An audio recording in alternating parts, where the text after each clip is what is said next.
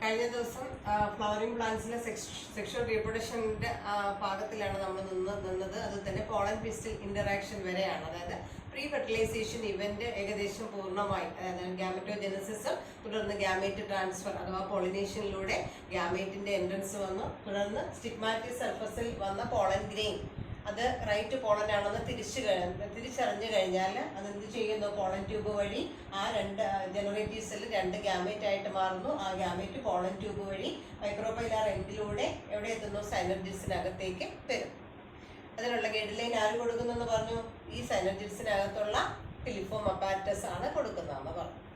അപ്പൊ നമുക്കറിയാം ഈ പോളൻ ട്യൂബ് വഴി ഇതിനുള്ളിൽ എത്ര മെയിൽ ഗാമേറ്റ് വന്നു? 2 മെയിൽ ഗാമേറ്റ് ആണ് വന്നിരിക്കുന്നത്. അതിൽ ഒരു മെയിൽ ഗാമേറ്റ് എഗ് അപ്പാരറ്റസിനുള്ളിൽ ഈ സൈഗോട്ടുമായിട്ട് ഫ്യൂഷന് വിധേയമാണ്. ഒരു മെയിൽ ഗാമേറ്റ് ഈ സൈഗോട്ടുമായിട്ട് ഫ്യൂസ് ചെയ്യും. ആ ഫ്യൂഷൻ പ്രോഡക്റ്റിന് നമ്മൾ എഗ്ഗുമായിട്ട് ഒരു മെയിൽ ഗാമേറ്റ് ഈ എഗ്ഗുമായിട്ട് ഫ്യൂസ് ചെയ്യും. അങ്ങനെ ഫ്യൂസ് ചെയ്യുമ്പം എന്തുണ്ടാകുന്നു? സൈഗോട്ട് ഫോം ചെയ്യും. മനസ്സിലാവുന്നുണ്ടോ? ഈ പോളൻ ട്യൂബ് വഴി 2 മെയിൽ ഗാമേറ്റ് വരുന്നു, സൈനർജിഡ്സിലെത്തുന്നു. അവിടെ നിന്ന് അതിലെ ഒരു മെയിൽ ഗാമേറ്റ് എഗ്ഗുമായിട്ട് ഫ്യൂഷന് വിധേയമാകുന്നു. അതിന്റെ ഫലമായിട്ട് സൈഗോട്ട് ഉണ്ടാകും. രണ്ടാമത് ഒരു മെയിൽ ഗാമേറ്റ് കൂടെ ഉണ്ടെന്ന് പറഞ്ഞില്ലേ? ഈ രണ്ടാമത്തെ മെയിൽ ഗാമേറ്റ് സെൻട്രൽ സെല്ലിലുള്ള 2 പോളാർ ന്യൂക്ലിയസുമായിട്ട് ഫ്യൂഷൻ നടക്കും. അപ്പൊ ഇവിടെ 3 ന്യൂക്ലിയസിന്റെ ഫ്യൂഷനാണ് നടക്കുന്നത്. അങ്ങനെ 3 ന്യൂക്ലിയസിന്റെ ഫ്യൂഷൻ നടക്കുമ്പോൾ ഫ്യൂഷൻ പ്രോഡക്റ്റ് ആയിട്ട് നമുക്ക് കിട്ടുന്നത് പ്രൈമറി എൻഡോസ്പോം ന്യൂക്ലിയസ്, അല്ലെങ്കിൽ അതിനെ നമ്മൾ പെൻ എന്ന് വിളിക്കും. Primary endosperm nucleus. മനസ്സിലായോ? അപ്പൊ ഫെർട്ടിലൈസേഷൻ ഇവന്റ് ആണ് പറയുന്നത്. ആൻജിയോസ്പോംസിന്റെ ഫെർട്ടിലൈസേഷൻ എന്ന് പറയുന്നത് വളരെ പെക്യൂലിയർ ആയിട്ടുള്ള ഒരു ഫെർട്ടിലൈസേഷൻ ആണ്. കാരണം അവിടെ 2 മെയിൽ ഗാമേറ്റ് ആണ് എംബ്രിയോ സാക്കിനുള്ളിലേക്ക് എത്തുന്നത്. അതിലൊരു മെയിൽ ഗാമേറ്റ് എഗ്ഗുമായിട്ട് ഫ്യൂസ് ചെയ്ത് സൈഗോട്ട് ഉണ്ടാകുന്നു. ആ പ്രോസസ്സിനെ നമ്മൾ സിംഗമി എന്ന് വിളിക്കും. രണ്ടാമത്തെ മെയിൽ ഗാമേറ്റ് സെൻട്രൽ സെല്ലിലുള്ള 2 പോളാർ ന്യൂക്ലിയസുമായിട്ട് ഫ്യൂഷന് വിധേയമാകുന്നു. അപ്പൊ അതിന്റെ പ്രോഡക്റ്റ് ആയിട്ട് നമുക്ക് പെൻ അഥവാ പ്രൈമറി എൻഡോസ്പോം ന്യൂക്ലിയസ് ആണ് കിട്ടുന്നത്. അപ്പൊ 2 മെയിൽ ഗാമേറ്റ് 2 ഫീമെയിൽ പാർട്ടുമായിട്ടാണ് ഇവിടെ യുണൈറ്റ് ചെയ്യുന്നത്. ഒരു മെയിൽ ഗാമേറ്റും ഒരു ഫീമെയിൽ ഗാമേറ്റും യുണൈറ്റ് ചെയ്യുമ്പോഴാണ് നമ്മൾ അതിനെ ഫെർട്ടിലൈസേഷൻ എന്ന് പറയുന്നത്. അപ്പൊ എംബ്രിയോ സാക്കിൽ 2 പ്രാവശ്യമാണ് 2 മെയിൽ ഗാമേറ്റ് ഫ്യൂഷന് വിധേയമാകുന്നത്. അതായത് 2 ഫെർട്ടിലൈസേഷൻ നടക്കും. അതില് ഒന്നാമത്തെ ഫെർട്ടിലൈസേഷൻ, അതായത് എഗ്ഗും മെയിൽ ഗാമേറ്റും തമ്മിലുള്ള ഫ്യൂഷനെ നമ്മൾ സിംഗമി എന്ന് വിളിക്കും. രണ്ടാമത്തെ ഫെർട്ടിലൈസേഷൻ എന്ന് പറയുന്നത് മെയിൽ ഗാമേറ്റും സെൻട്രൽ സെല്ലിലുള്ള 2 പോളാർ ന്യൂക്ലിയസും തമ്മിലുള്ള ഫ്യൂഷനാണ്. ഇവിടെ എടുത്തു പറയേണ്ട ഒരു സംഗതി എന്താണ്? 3 ന്യൂക്ലിയസിന്റെ ഫ്യൂഷൻ ആണ് നടക്കുന്നത്. മനസ്സിലായോ? ഇവിടെ 3 ന്യൂക്ലിയസിന്റെ ഫ്യൂഷൻ ആണ് നടക്കുന്നത്. പെൻ അഥവാ പ്രൈമറി എൻഡോസ്പോം ന്യൂക്ലിയസ് ഉണ്ടാകുന്നത് 3 ന്യൂക്ലിയസിന്റെ ഫ്യൂഷന്റെ ഫലമായിട്ടാണ്. അതുകൊണ്ട് നമ്മൾ അതിനെ ആ ഫ്യൂഷനെ ട്രിപ്പിൾ ഫ്യൂഷൻ എന്നാണ് പറയുന്നത്. എന്നാൽ എഗ് ന്യൂക്ലിയസുമായിട്ട് മെയിൽ ഗാമേറ്റ് ഫ്യൂസ് ചെയ്യുന്നത്, അതായത് സൈഗോട്ട് ഉണ്ടാകുന്ന ഫ്യൂഷനെ നമ്മൾ സിംഗമി എന്നാണ് വിളിക്കുന്നത്. ഇപ്പൊ 2 ഫെർട്ടിലൈസേഷൻ 2 ഫ്യൂഷൻ ആണ് നടന്നത്. ഒരു മെയിൽ ഗാമേറ്റ് 2 പോളാർ ന്യൂക്ലിയസുമായിട്ട് ഫ്യൂസ് ചെയ്തു പെൻ ഉണ്ടാകുന്നു. മറ്റൊരു മെയിൽ ഗാമേറ്റ് എഗ്ഗുമായിട്ട് ഫ്യൂസ് ചെയ്ത് സൈഗോട്ട് ഉണ്ടാകുന്നു. അപ്പം എഗ്ഗും മെയിൽ ഗാമേറ്റും ഫ്യൂസ് ചെയ്തു. അതിന്റെ ഫലമായിട്ട് നമുക്ക് എന്ത് കിട്ടി? സൈഗോട്ട് കിട്ടി. ഈ പ്രോസസ്സിനെ നമുക്ക് എന്ത് വിളിക്കാം? സിംഗമി എന്ന് വിളിക്കാം. മനസ്സിലായോ? രണ്ടാമത്തത് എന്താണ്? ഒരു മെയിൽ ഗാമേറ്റും ഉണ്ട്, 2 പോളാർ ന്യൂക്ലിയ. സെൻട്രൽ സെല്ലിൽ ഇരിക്കുന്നത് 2 പോളാർ ന്യൂക്ലിയ ആണ്. 2 കൂടെ ഫ്യൂസ് ചെയ്യും. അതിന്റെ ഫലമായിട്ട് നമുക്ക് എന്ത് കിട്ടി? പെൻ പ്രൈമറി എൻഡോസ്പോം ന്യൂക്ലിയസ് കിട്ടി. 3 ന്യൂക്ലിയസിന്റെ ഫ്യൂഷൻ ആയതുകൊണ്ട് നമ്മൾ അതിനെ എന്ത് വിളിക്കും? ട്രിപ്പിൾ ഫ്യൂഷൻ എന്ന് വിളിക്കും. മനസ്സിലായോ? ഈ 2 ഫെർട്ടിലൈസേഷൻ, അതായത് the process of fertilization which involves syngamy and triple fusion together called double fertilization. സിംഗമിയും ട്രിപ്പിൾ ഫ്യൂഷനും കൂടെ ചേർത്താണ് നമ്മൾ ഡബിൾ ഫെർട്ടിലൈസേഷൻ എന്ന് പറയുന്നത്. മനസ്സിലായോ? അതുപോലെ തന്നെ ആൻജിയോസ്പെർമിക് എംബ്രിയോ സാക്കിന്റെ മാത്രം പ്രത്യേകതയാണ് ഡബിൾ ഫെർട്ടിലൈസേഷൻ. അതുപോലെ എംബ്രിയോ സാക്കിന്റെ നമ്മൾ പ്ലോയിഡി എടുത്തു വെച്ച് നോക്കിയാൽ സൈഗോട്ട് ഒരു ഹാപ്ലോയിഡ് എഗ്ഗും ഹാപ്ലോയിഡ് മെയിൽ ഗാമറ്റും കൂടെ ഫ്യൂസ് ചെയ്തതാണ്. അപ്പൊ നമുക്ക് കിട്ടുന്നത് ഡിപ്ലോയിഡ് സൈഗോട്ടാണ്. അതായത് ഒരു ഹാപ്ലോയിഡ് ന്യൂക്ലിയസ് മറ്റൊരു ഹാപ്ലോയിഡ് ന്യൂക്ലിയസുമായിട്ട് ഫ്യൂസ് ചെയ്തപ്പോൾ നമുക്ക് എന്ത് കിട്ടി? ഡിപ്ലോയിഡ് സൈഗോട്ട് കിട്ടി. 3 ഹാപ്ലോയിഡ് ന്യൂക്ലിയസിന്റെ ഫ്യൂഷൻ ആണ് ട്രിപ്പിൾ ഫ്യൂഷൻ എന്ന് പറയുന്നത്. 2 ഹാപ്ലോയിഡ് പോളാർ ന്യൂക്ലിയയും അതുപോലെ ഒരു മെയിൽ ഗാമേറ്റ്. അപ്പം ഉണ്ടാകുന്ന പെണ്ണെന്ന് പറയുന്നത് ട്രിപ്ലോയിഡ് ആണ്. അപ്പൊ ഡിപ്ലോയിഡ് ഉണ്ട്, ട്രിപ്ലോയിഡ് ഉണ്ട്. ഇനി ആന്റിപോഡൽസും സൈനോപ്റ്റിഡ്സും എന്താണ്? ഹാപ്ലോയിഡ് ആണ്. അപ്പം ആൻജിയോസ്പെർമിക് എംബ്രിയോ സാക്കിനകത്ത് നമുക്ക് ഹാപ്ലോയിഡ് കാണാം, ഡിപ്ലോയിഡ് ജനറേഷൻ കാണാം, ട്രിപ്ലോയിഡ് ജനറേഷനും കാണാം. ക്ലിയർ ആയോ? അപ്പം എന്താ നോക്കിയാൽ ഓവറിക്കകത്ത് ഓവ്യൂളിനകത്തേക്ക് പോളൻ ട്യൂബിൻ്റെ എൻട്രൻസ് 2 മെയിൽ ഗാമേറ്റുമായിട്ടാണ്. സൈനോപ്റ്റിഡ്സിനകത്തേക്ക് 2 മെയിൽ ഗാമേറ്റ് കടന്നു വരുന്നു. അതെങ്ങനെയാണ് അതിനകത്ത് ഡബിൾ ഫെർട്ടിലൈസേഷൻ നടക്കുന്നതെന്ന് നോക്കാം. ആദ്യം പോളൻ ട്യൂബ് ഓവറിയുടെ സ്റ്റിഗ്മാറ്റിക് സർഫസിലേക്ക് വന്ന് വീഴുകയാണ്. റൈറ്റ് പോളൻ ആണ് എന്ന് തിരിച്ചു കഴിഞ്ഞു കഴിഞ്ഞാൽ വെജിറ്റേറ്റീവ് സെല്ലിൽ നിന്ന് പോളൻ ട്യൂബ് കടന്നു വരും അല്ലേ. അപ്പം അതിൽ വെജിറ്റേറ്റീവ് സെല്ലിൻ്റെ ന്യൂക്ലിയസ് അങ്ങ് ഡിജനറേറ്റ് ചെയ്ത് പോകും. പകരം ഈ 2 മെയിൽ ഗാമേറ്റുമാണ് വരുന്നത്. ഒന്ന് എഗ്ഗുമായിട്ട് ഫ്യൂസ് ചെയ്തു, മറ്റൊന്ന് ട്രിപ്പിൾ ഫ്യൂഷൻ, അതായത് 2 പോളാർ ന്യൂക്ലിയസുമായിട്ട് ഫ്യൂസ് ചെയ്ത് എന്തുണ്ടായി? പ്രൈമറി എൻഡോസ്പേം ന്യൂക്ലിയസ് ഉണ്ടായി. ഇവിടെ ആദ്യം സൈഗോട്ട് ഫോർമേഷൻ സിംഗമിയും പെന്നിൻ്റെ ഫോർമേഷൻ എന്ന് പറയുന്നത് ട്രിപ്പിൾ ഫ്യൂഷനുമാണ്. രണ്ടും കൂടെ ചേർന്ന് ഉണ്ടാകുന്നതിനെയാണ്, 2 ഫെർട്ടിലൈസേഷൻ നടക്കുന്നതിനെയാണ് നമ്മളിവിടെ ഡബിൾ ഫെർട്ടിലൈസേഷൻ എന്ന് പറയുന്നത്. ജനറേറ്റീവ് ന്യൂക്ലിയസ് 2 മെയിൽ ഗാമേറ്റ് ആയിട്ട് മാറും.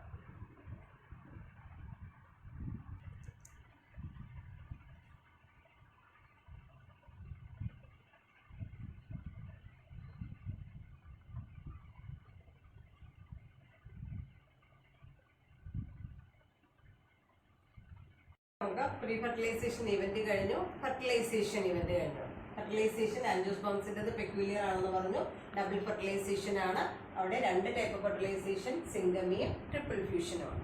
അപ്പോൾ സിംഗമിയുടെ പ്രോഡക്റ്റ് ആയിട്ട് നമുക്ക് സൈഗോട്ടും കിട്ടി, ട്രിപ്പിൾ ഫ്യൂഷന്റെ പ്രോഡക്റ്റ് ആയിട്ട് പ്രൈമറി എൻഡോസ്പേം ന്യൂക്ലിയസും കിട്ടി. അപ്പോൾ മൂന്നാമത്തെ ഇവന്റ് എന്ന് പറയുന്നത് എന്താണ്? പോസ്റ്റ് ഫെർട്ടിലൈസേഷൻ ഇവന്റ് ആണ്. പോസ്റ്റ് ഫെർട്ടിലൈസേഷൻ ഇവന്റിലേക്ക് നമുക്ക് കടന്നു. പോസ്റ്റ് ഫെർട്ടിലൈസേഷൻ ഇവന്റ് എന്ന് പറയുന്നത് സൈഗോട്ടിന്റെ ഡെവലപ്മെന്റും ഉണ്ട്, അതോടൊപ്പം തന്നെ പ്രൈമറി എൻഡോസ്പേം ന്യൂക്ലിയസിന്റെ ഡെവലപ്മെന്റും ഉണ്ട്. ഇതിൽ പ്രൈമറി എൻഡോസ്പേം ന്യൂക്ലിയസ് ഡെവലപ്പ് ചെയ്ത് വരുന്ന സ്ട്രക്ചറിനെ നമ്മൾ എൻഡോസ്പേം എന്ന് പറയും.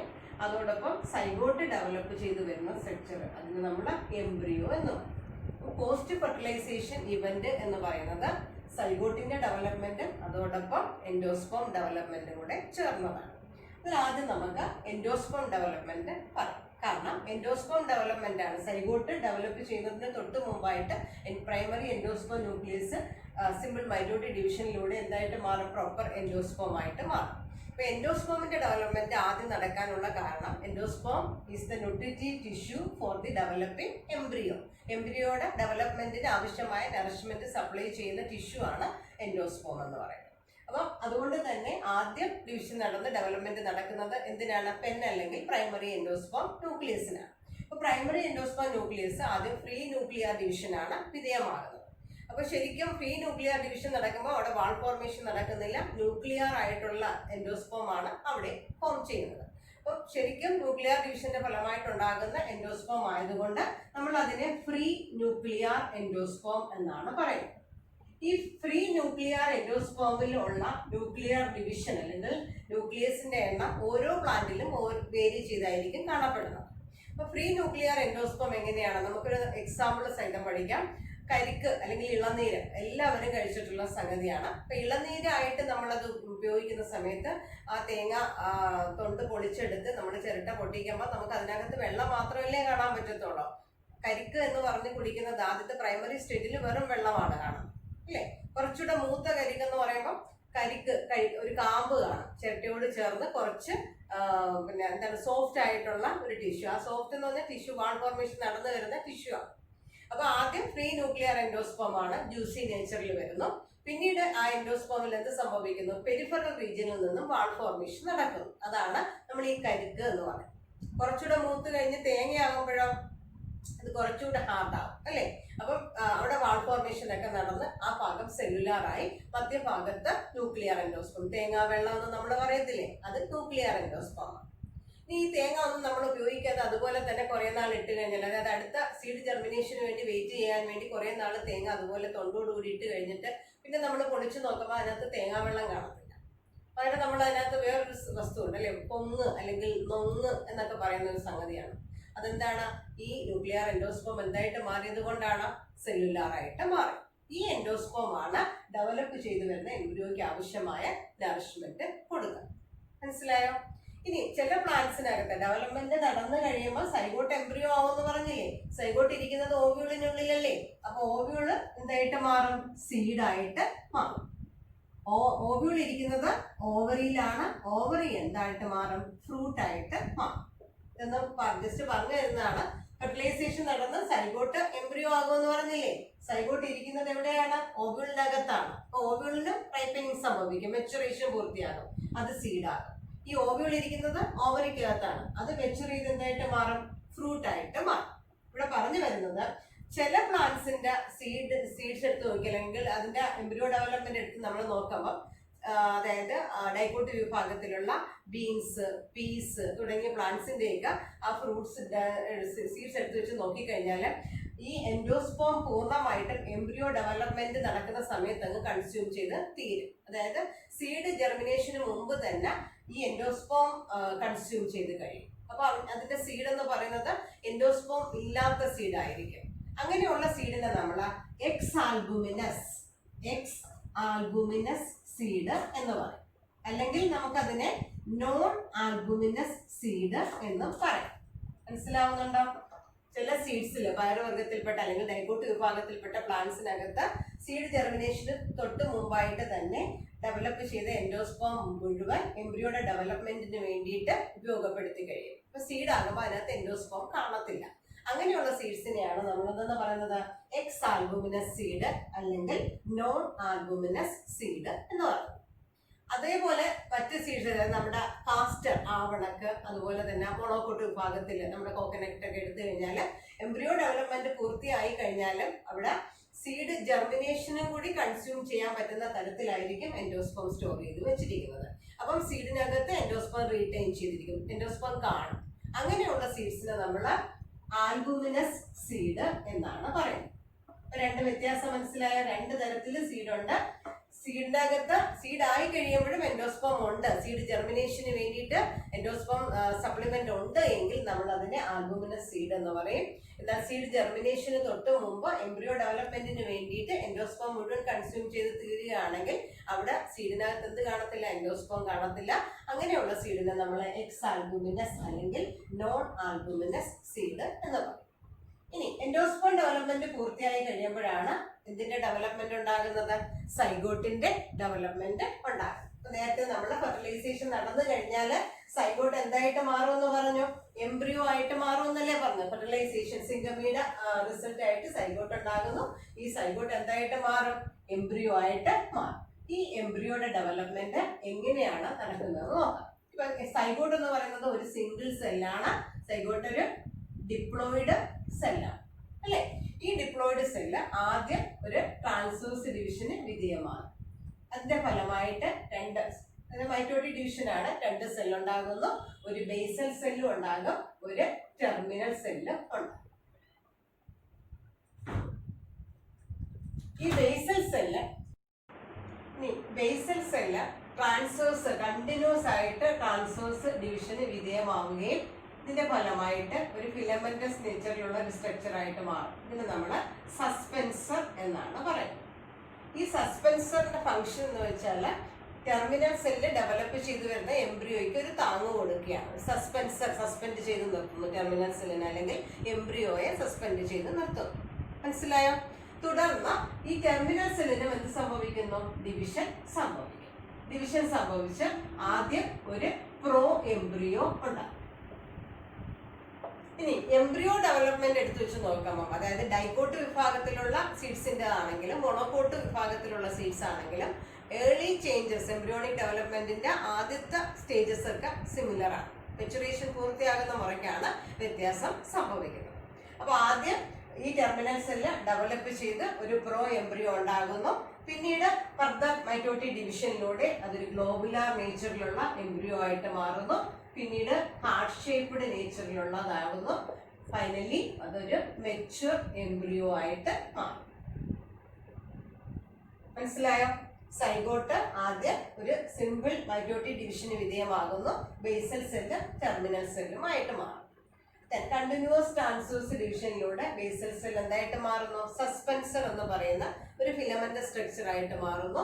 ഈ സസ്പെൻസർ ടെർമിനൽ സെൽ ഡെവലപ്പ് ചെയ്ത് വരുന്ന എംബ്രിയോയ്ക്ക് ഒരു ഒരു സപ്പോർട്ട് കൊടുക്കുന്ന സ്ട്രക്ചറാണ്.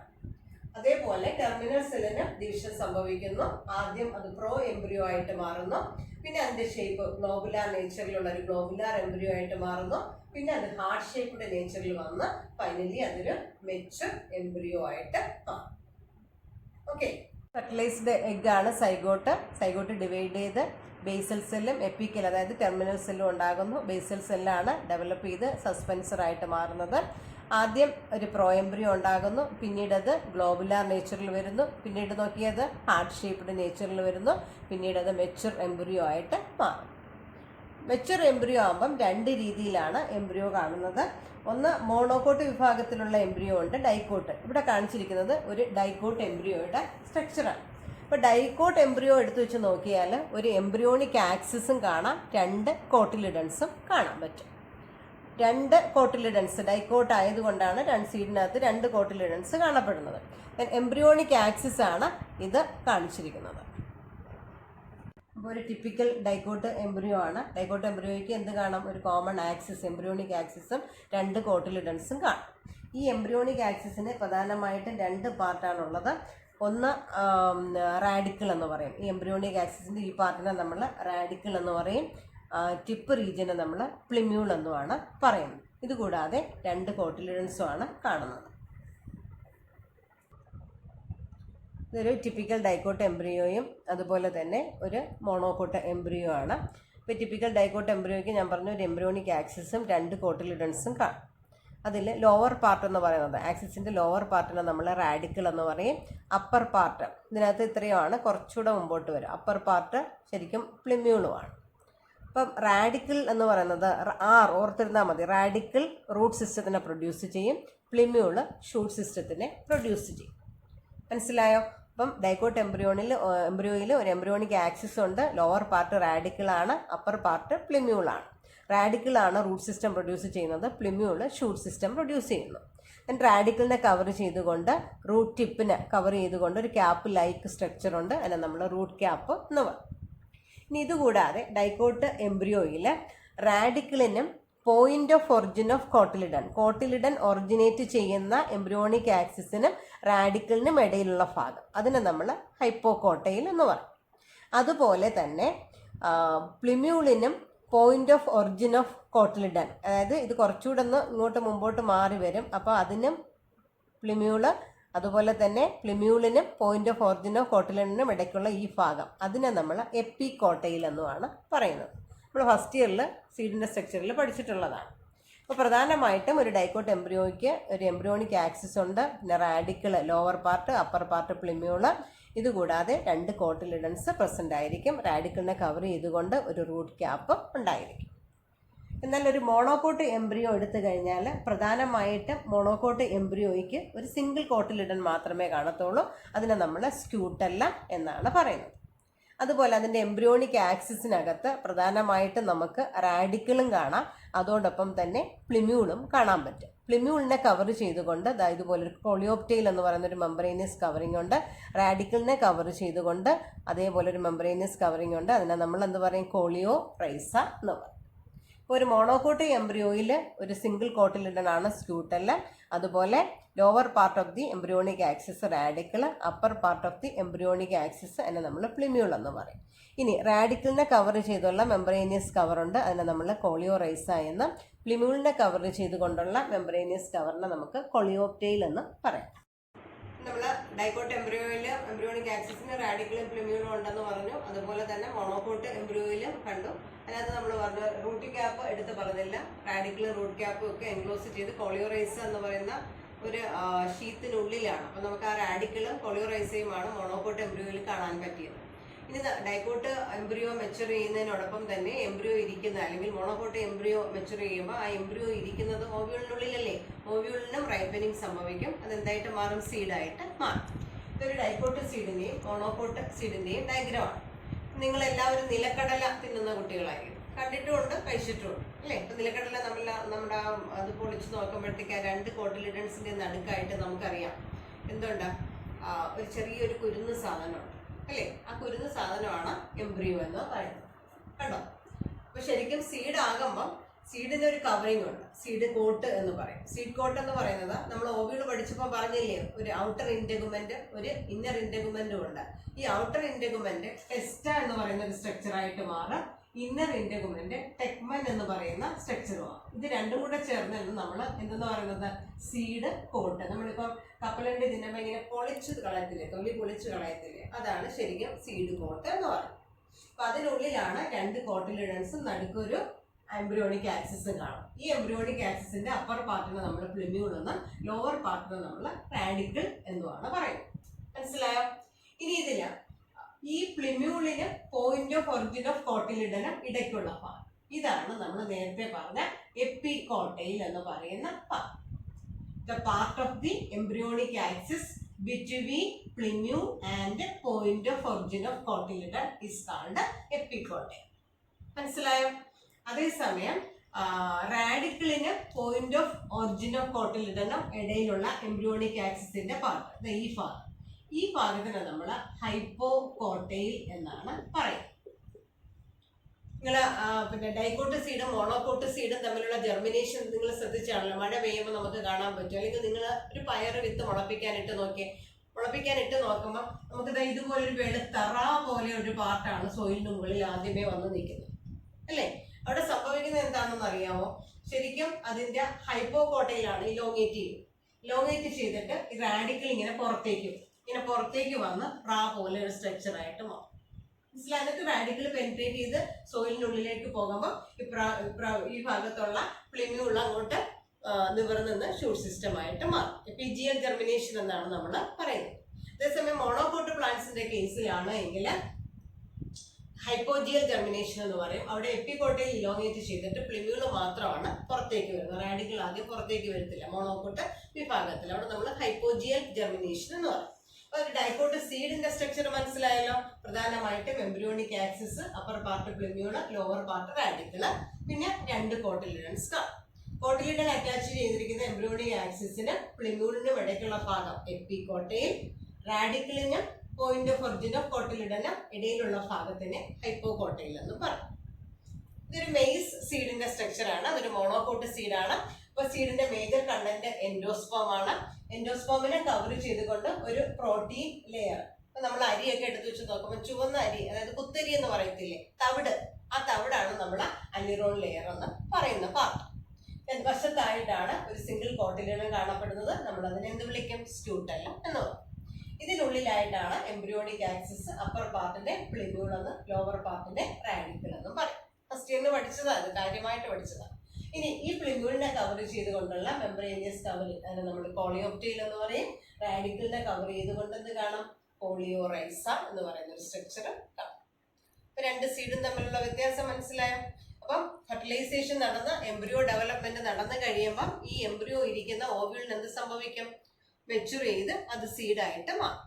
എന്നാൽ ചില പ്ലാന്റ്സിൽ, അതായത് ബ്ലാക്ക് പെപ്പർ, അതുപോലെ ബീറ്റ്റൂട്ട്, ഇതിന്റെയൊക്കെ സീഡ്സ് എടുത്ത് വെച്ച് നോക്കിയാൽ സീഡ്സ് മെച്ചുറേഷൻ പൂർത്തിയായി കഴിഞ്ഞാൽ ന്യൂസെല്ലസ്, നമ്മുടെ മെഗാസ്പോർ ഡെവലപ്പ് ചെയ്ത ന്യൂസെല്ലസിലെ എംബ്രിയോ സാക്കിനകത്തുള്ള ന്യൂസെല്ലസ് പെർസിസ്റ്റ് ചെയ്ത് നിൽക്കുന്നതായിട്ട് കാണാൻ പറ്റും. അങ്ങനെ ന്യൂസെല്ലസ് പെർസിസ്റ്റ് ചെയ്ത് നിൽക്കുകയാണെങ്കിൽ ആ റെമിനൻസ് ഓഫ് ന്യൂസെല്ലസിനെ നമ്മൾ പെരിസ്പോം എന്നാണ് പറയുന്നത്. ഇത് എല്ലാ സീഡ്സിലും കാണത്തില്ല.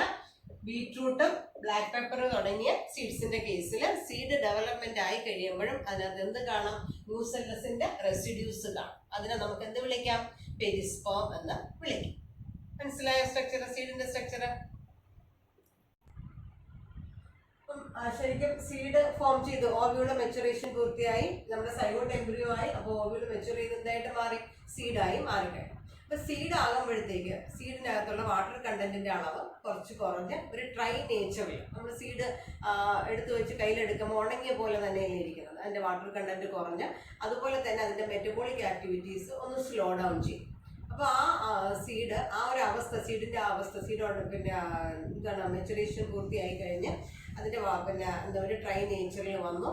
അതുപോലെ തന്നെ അതിന്റെ മെറ്റബോളിക് ആക്ടിവിറ്റി ഒക്കെ കുറയുമ്പോൾ സീഡ് പെട്ടെന്ന് നമ്മൾ സോവിങ്ങിന് വിധേയമാക്കിയാൽ ജെർമിനേറ്റ് ചെയ്യത്തില്ല.